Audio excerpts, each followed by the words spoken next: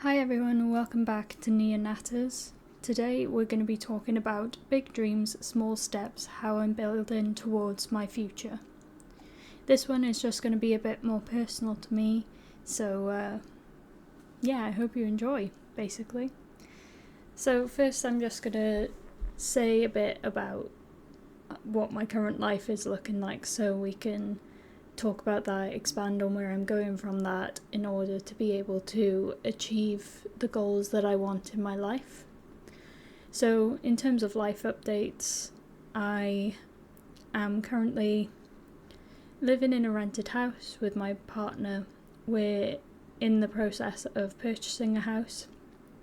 Me and my partner both work in a bank, and I also have a degree in Asia Pacific Studies. I have a master's in business strategy and entrepreneurship, and to be fair, neither of those were needed for the current job that I have now, but because of the life lessons that they taught me, I really do not regret going to university.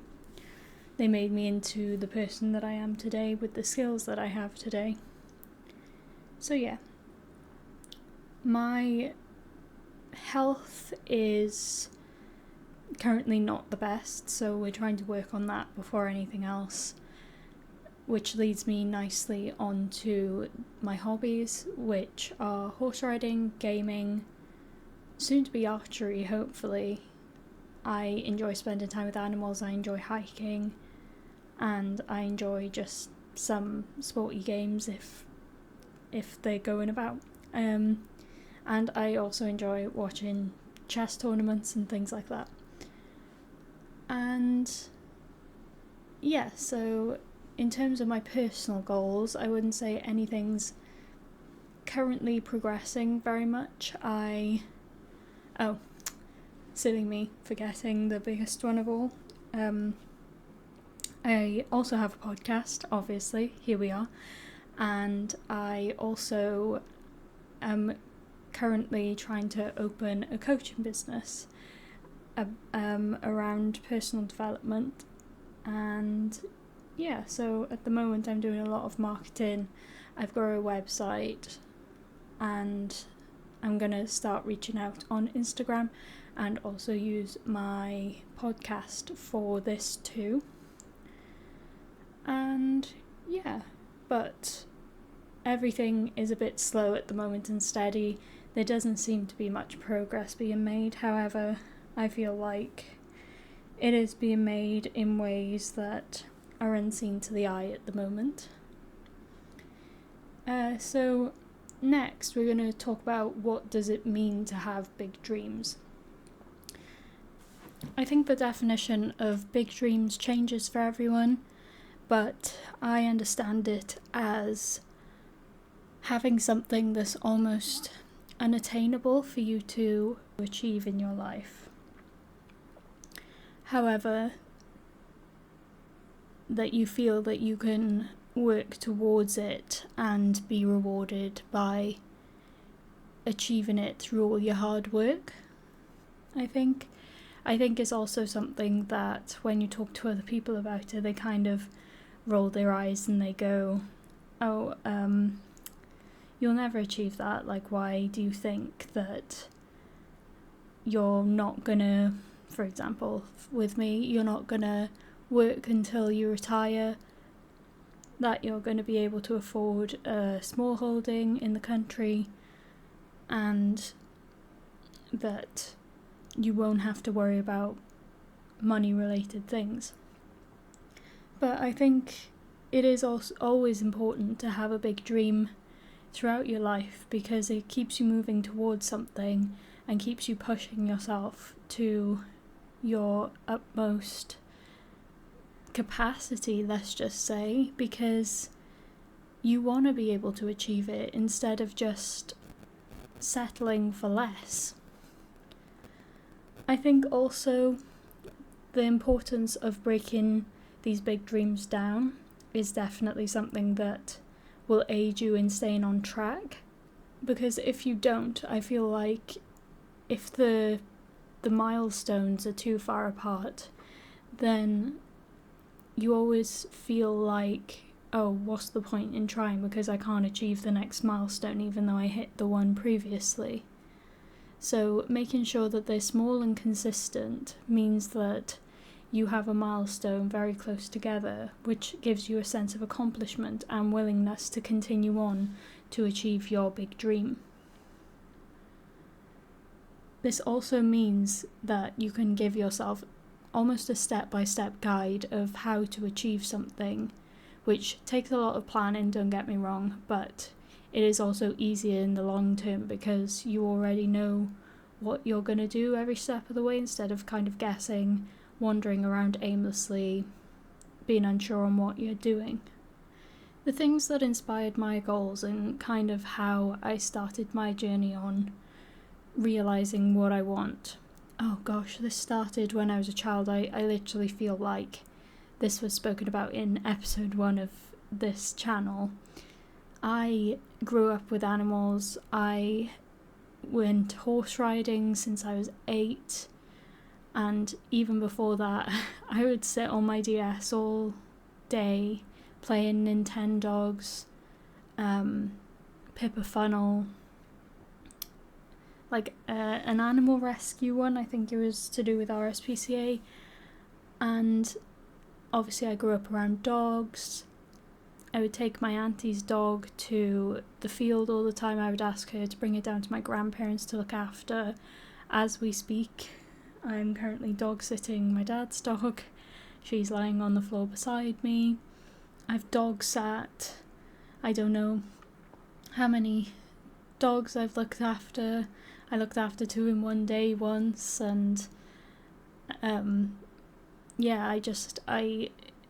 being around animals brings me peace, so I think that was just a part of me that's always been like that.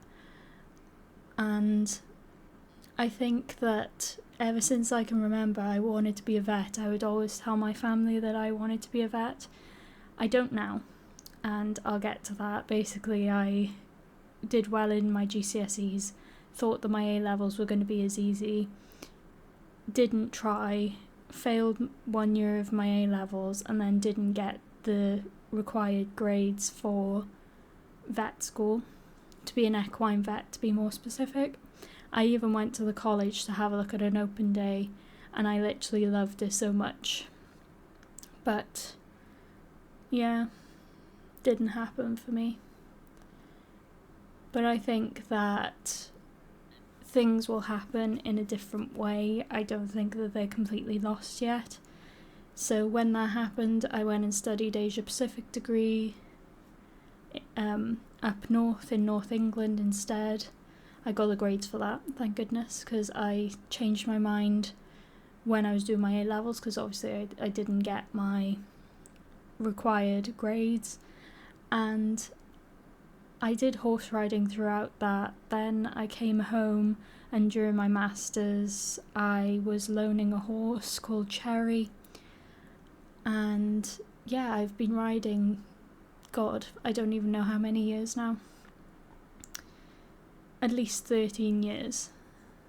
I would say 12, 13 years, not including the little 5-year break that I had when I got scared of falling off a horse at 8 years old. And I just cannot wait for the day where I can earn enough money to have my own horse and have my own dog as well, which hopefully will be in the upcoming year or so, which is exciting. And yeah, so at the moment, even though I'm nowhere near where I want to be, I have hope. I'm trying every day. I'm working hard on achieving my goals, and at the moment I just think that little consistent steps will get me there, and even though there's no correlation between either of them at the moment, it doesn't mean there never will be. So my current plan is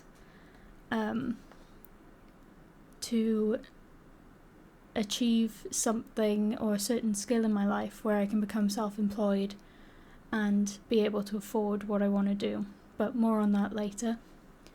So now we're going to talk about the power of small steps and why consistency beats intensity when it comes to success. By being consistent, it means that even for 5 minutes a day you're working on a specific goal instead of the intensity. So let's just say you do something once a week and you cram everything into that amount of time and have to work extra hard on it. This hardly ever works, and I'll tell you why. It's because you're not building up that habit of being able to make time to do something and continue working at the same level. Whereas if you're just being intense once a week on something, then that means that you kind of forget for the rest of the week what it is you're doing, and then the amount of progress you have might not be as consistent as it would be if you were just on a routine, working on it every day, making small adjustments, small improvements over time. Because you don't know your level of intensity. It could be a lot higher one week, lower the next week, and then it will affect your success or slow it down if you choose to be intense.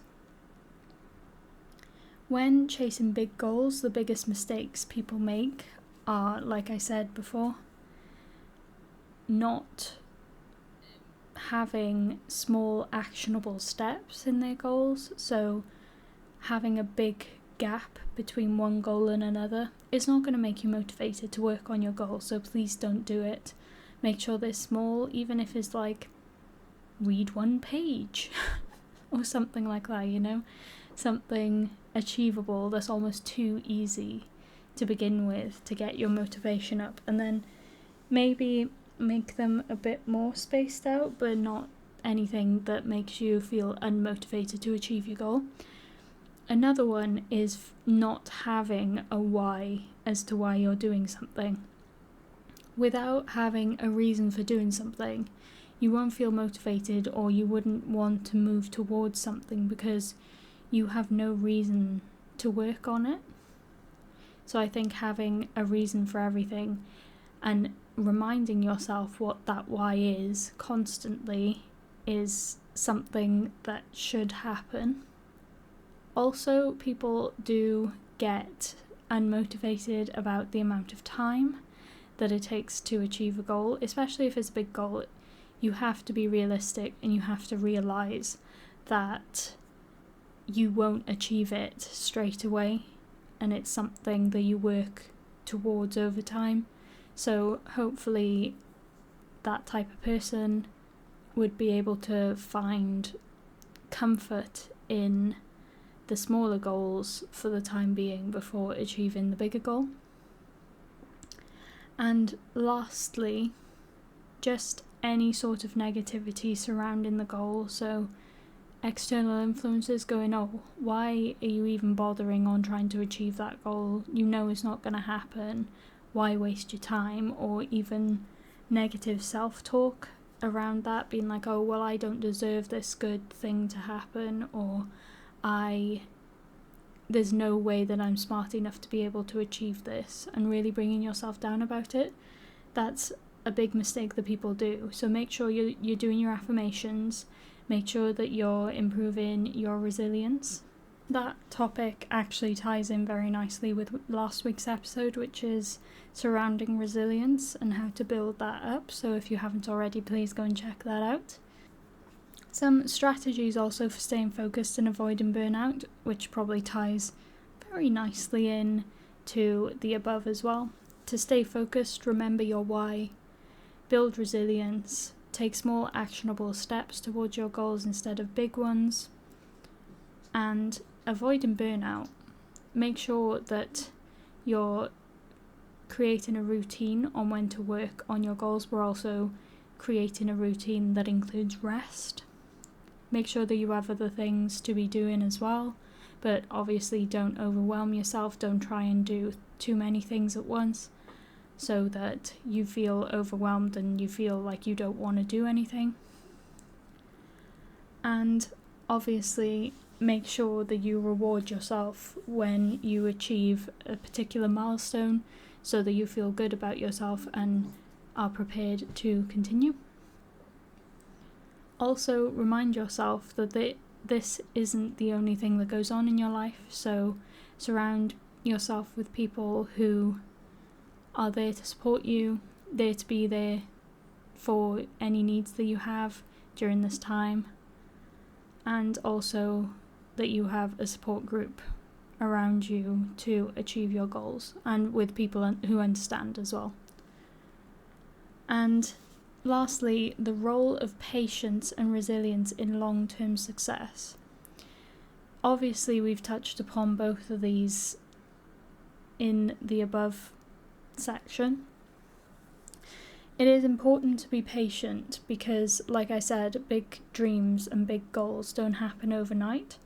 It takes time to really get consistent, make sure that your smaller goals are rolling and slowly turning into your bigger goals or moving you towards your bigger goal. But obviously this requires patience because you need to realise that not everything's just going to be handed to you straight away. So being okay with waiting for things and knowing that the good things are going to come to you when the time is right and when you deserve them is so important. Having resilience means that no one can talk to you about how bad of an idea it might be to act on anything that you want to do, or people that can try and talk you out. It is also really difficult to wake up every day, think, oh, I've seen no change in something for ages, and then continue working on it. For me, as a visual person, I make sure that I create a lot of lists so that I know that even though nothing's changing at the moment, I'm making progress towards the potential change that can happen. Resilience also is really about making sure that nothing can sway you from trying to move towards your dream, and that includes yourself, so making sure that you're in the right headspace, that you're doing this for a reason. I know you said for a why then, like as if that's a valid sentence. But these will really enable you to have long-term success, because just by having consistency every day, the patience to be consistent without potentially seeing any results whatsoever, and being resilient to all the voices around you and inside your own head about why this might be a bad idea or why you're wasting your time on achieving a goal. And then suddenly one day you might wake up after days and days and days of seeing nothing to finally seeing that 1% improvement. And I don't know, I feel like I talk about this book, or have spoken about this book in about 4 of my episodes now. But if you haven't already, please go and check out Atomic Habits by James Clear, who really narrows down on the importance of habits and how they work, and how being consistent with habits really benefits you. By, let's just say, doing 1% of something a day, the trajectory of improvement over time, because if, let's just say, you have 1% improvement on day 1, and then you have 1% of the 1% on day 2, and then you have the 1% of the 1% on day 3, like it really does add up over time, and the trajectory line will get steeper and steeper and steeper until you see a lot of progress happening, literally one after the other. But just because that doesn't happen in the first place doesn't mean that it'll never happen in the future. Now we're going to be talking about my current approach to achieving big goals and the specific steps I'm taking towards my dreams. So, as I mentioned earlier, I am currently not in any sort of... Excuse the dog. I'm not in any sort of line with where I want to be, but I have goals to get there. Like I mentioned earlier, I am currently doing a banking job, which will help me because being a coach, I also not only want to be a personal development coach, but I want to be a financial coach in the future. It's very beneficial, and obviously it would help myself as well, especially when I want to make large purchases as I go. So to do this, the most suggested thing to do is have your accounting qualifications. So over the next, I don't think it'll be this year, but I'll try and get it started this year. Over maybe next year, maybe in 2026, I'm going to do my accounting qualifications, maybe even find a job as an accountant for a while to get the required experience hours to be able to receive the qualification. I then will continue my coaching business on the side, hopefully get my certification, even though I have done one certification but not the ICF certification. I've said certification so many times, and it is not required to have a certificate within coaching, but it's obviously better to do so. Hopefully by that point I will have a higher paying job and some side passive income coming in. Not passive, but maybe passive, depending on what I also offer as a result of my coaching business. I also have my gaming, so I am hoping to get monetized eventually on my podcast channel and also my gaming channel. I'm already monetized on Twitch, so hopefully I can build a following on there and improve myself to get some more side income as well. This will then mean that I can make more investments into good things that will build me wealth, and then start saving towards higher purchases such as a small holding, maybe a bigger house, maybe some property investment so that I can get higher on the property ladder. I can maybe rent out some houses to people to earn some more side income, or just have some shares within properties that might be beneficial to me, who knows. And then I think that I can start moving towards... Obviously, I only have goals up to a certain point. I know my end goal, but I only like maybe planning up to 5 years in the future. And I do actually have a 5-year plan template, which you can find on my Etsy, which I will link in the description below. And I also offer the majority of these topics on my coaching website, so please go and check that out. The link is in my bio.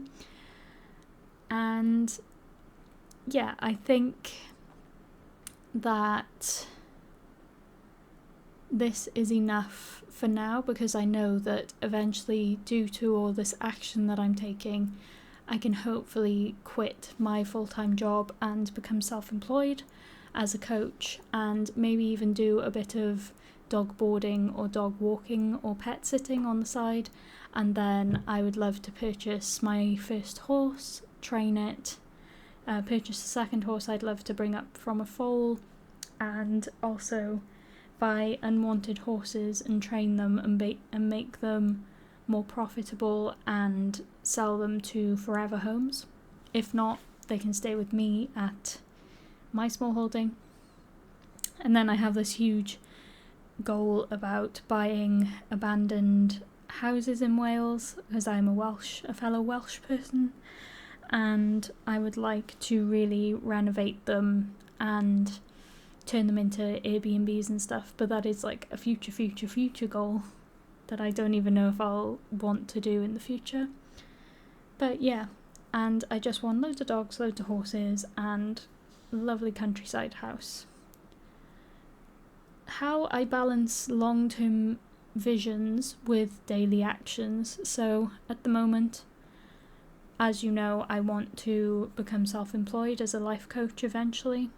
So I'm doing a lot of marketing around being a personal development coach, which I'm very well versed in. And with daily actions as well, I am currently playing games almost every day. I create podcasts and talk about topics that would benefit me within my coaching expertise as well, so that people know that I am a reliable source when it comes to coaching, and so I can direct them over to my website. And yeah, I just think like the basics at the moment is the daily things that will eventually benefit me within my long-term goal. So even though we don't see the direct correlation now, it will come over time. And the daily habits and routines that kept me on track, or that do keep me on track, is that I always make lists. On my calendar, I do something called blocking, where I block out, say, a 2-hour gap on my calendar to do a specific thing that I need to do, and nothing else is there to interrupt me, because I am not allowed to go and do anything else. This is just purely time to focus on that one thing. Another habit of mine is to just do the same thing every week on the same day. So on a Saturday, I know that I'm going to record the Nia Natters podcast for an hour and edit it and upload it. And then on Sunday, I do my other 3 Nia Natters Coaching Corner videos / podcasts, and they're scheduled for throughout the week. So the habits that I have really benefit me within the week as well. So coaching is more done on the weekend in terms of marketing. I still reach out to people during the week about coaching, but all the marketing side of things is done on the weekend, so that I can focus more on reaching out to specific people, and also my gaming during the week, and my job, obviously. And yeah, routine wise, like I said, I just do the same thing every week. I have a calendar, I have a checklist with times on. I don't strictly adhere to them, but I'll always make sure that I give myself enough time to be able to have enough space in between, that if I run over, then is not the end of the world, and that I can still do what I'm meant to be doing on that day. And in terms of overcoming setbacks and staying motivated, motivation was a big thing for me last year, but I realised that I wasn't consistent enough, and I didn't have small enough goals or a strict enough routine for me to feel like I can stay motivated, because I always felt like I was switching from one thing to another. But by forcing myself to literally focus on one thing and make it a priority, once again, ChatGPT, the best for helping you prioritize what you need to be doing and what would be the most beneficial for you, or making sure that you do a specific amount of things within a week that you want to do. Definitely recommend. Overcoming setbacks. I think that when consistency is in play, it doesn't really matter about setbacks. You barely notice them anyway, because you're so busy on just sticking to a routine that setbacks aren't that big of an issue. Do you know what I mean? I think when it comes to setbacks, you barely even notice them, because you're so focused on doing the things that you do every day that you don't even care about the outcome anymore. It's just become a natural part of what you're meant to be doing. And sometimes we're all human. I sometimes struggle with staying motivated, but most of the time, because of my very good routine, it allows me to be ahead of where I should be or where I'm expecting to be, which means that if I'm not motivated, if I'm not well, if I've got something else to do that I literally cannot hold off, then I have the room and the capacity to be able to do that. So now I would like to ask you to share your own small steps that you do, or share examples of it anyway, on how you have small consistent steps in your life and how that contributes to your future goals that you would like to achieve one day. So I hope you have enjoyed this bit of a blab about myself. If you do have any questions, then obviously please leave them in the comments. And if you did like this topic, then please give this podcast a like. Even if it's one small step this week, make sure that you're having a go and taking that small step towards your bigger goals. And make sure that you do share your progress, if you have any, in the comments below. I would love to hear from you about that. But other than that, I thank you dearly for listening to me waffle on for about half an hour. Like I said, I hope you enjoyed, and if you have, then please let me know. And I will see you next week for another topic. If there's any topics you want me to talk about as well, please also mention that in the comments below. I'm more than happy to do that for you. But yeah, I hope you enjoyed, like I said, and I'll see you all next week. Bye everyone.